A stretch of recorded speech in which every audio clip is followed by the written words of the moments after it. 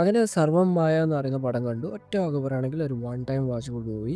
ഒരു പ്രതീക്ഷയില്ലാതെ ഞാൻ ഈ ഒരു പടം കണ്ടിട്ട് എനിക്ക് ഒരു ആവറേജ് അനുഭവമാണ് ഈ ഒരു 'സർവ്വം മായ' സമ്മാനിച്ചത്. ഈ ഒരു പടത്തിൻ്റെ കോർ എന്ന് പറയുന്നത് ഒരു എയ്ത്തിസ്റ്റ് ആയിട്ടുള്ള നായകൻ.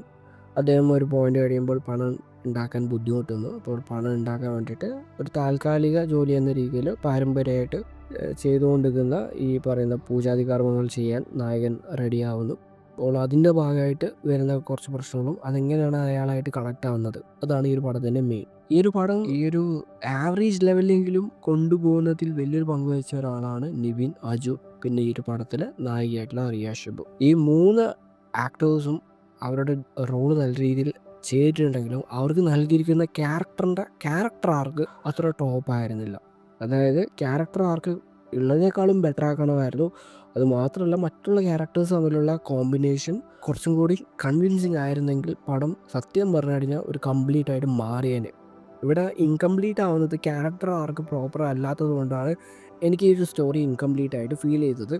ഇനി പറയാൻ വേണ്ടി പോകുന്ന കാര്യം കുറച്ച് സ്പോയിലേഴ്സ് ഉണ്ടാവാനുള്ള ചാൻസ് ഉണ്ട്. അതുകൊണ്ട് പടം കാണാത്ത ഒരാളാണെങ്കിൽ ഇവിടെ വെച്ച് നിർത്താം. ഇപ്പോൾ സംഭവം എന്താണെന്ന് വെച്ച് കഴിഞ്ഞാൽ നിവിൻ പോളിൻ്റെ കഥാപാത്രത്തിന് മായ ആരാണെന്ന് അറിയാൻ മായയായിട്ട് സംസാരിക്കുന്നുണ്ട്. മായ ഒരു ദിവസം ഇൻഫോം ചെയ്യുന്നുണ്ട് അവളുടെ പാരൻസായിട്ട് ഒരു മീറ്റിംഗ് നടക്കുമെന്നൊക്കെ. ഇതൊക്കെ അറിഞ്ഞിട്ടും നിവിൻ പോളി ഒരു പോയിന്റിന് ശേഷം മായനെ കാണുമ്പോൾ മായ ആരാണെന്ന് പോലും നിവിന് ഓർമ്മയില്ല. ആ ഒരു വ്യക്തി മുന്നിൽ വന്നിട്ട് പോലും ആരാണെന്ന് നിവിന് ഓർമ്മയില്ല. പിന്നെ ഈ പറയുന്ന മായ സ്ഥിരം വിളിക്കുന്നൊരു വ്യക്തിയാണ്. ഒരു പോയിന്റിന് ശേഷം നിവിനെ വിളിക്കുന്നില്ല. അപ്പോൾ നിവിനെ എന്തുകൊണ്ട് വിളിക്കുന്നില്ല എന്നൊരു ക്യൂരിയോസിറ്റി നിവിന് ഉണ്ടാവില്ലേ? അതിൻ്റെ പിന്നാലെ പോകാൻ ഒരു ഇൻട്രസ്റ്റ് ആണെങ്കില്ല അതിനെക്കുറിച്ച് എവിടെയും പടത്തിൽ പറയുന്നില്ല. അപ്പോൾ ഇങ്ങനത്തെ കുറേ കാര്യങ്ങൾ നടക്കുന്നത് കൊണ്ട് സ്റ്റോറി ഇൻകംപ്ലീറ്റ് ആയിട്ട് ഫീൽ ചെയ്യുന്നുണ്ട്. അപ്പോൾ ക്യാരക്ടർ ആർക്ക് കുറച്ച് ബെറ്റർ ആക്കിയിരുന്നെങ്കിൽ, അതുമാത്രമല്ല അവർ തമ്മിലുള്ള ആ ഒരു ബോണ്ട് ഉള്ളതിനേക്കാളും ബെറ്റർ ആക്കിയിരുന്നെങ്കിൽ പടം ഉള്ളതിനേക്കാളും കൺവിൻസിങ് ആയി മാറിയേനെ.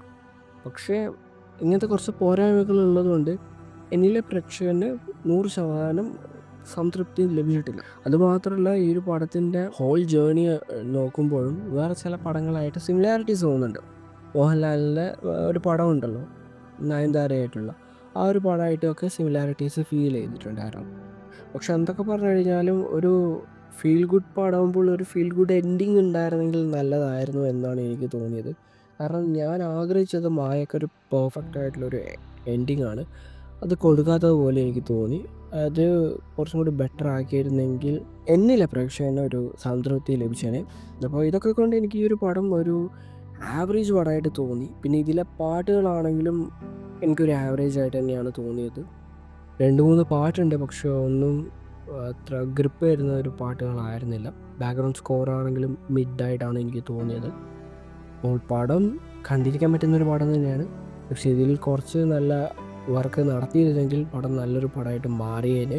പിന്നെ ഈ പടത്തിൽ തമാശയുണ്ട്, ഇമോഷണൽ സീക്വൻസൊക്കെ എനിക്ക് നല്ല രീതിയിൽ വർക്ക് ആയിട്ടുണ്ട്. പക്ഷേ എന്നിട്ടും പടം ഒരു ഇൻകംപ്ലീറ്റ് ആയിട്ടുള്ളൊരു സ്റ്റോറി ആയിട്ട് വന്നതുകൊണ്ട് എനിക്ക് ഈ ഒരു പടം ഒരു ആവറേജ് ആയിട്ട് തോന്നി. ഈ ഒരു പടം കണ്ട ഒരാളാണെങ്കിൽ നിങ്ങളുടെ അഭിപ്രായം രേഖപ്പെടുത്തുക. So thanks for watching this video. See you guys in the next video.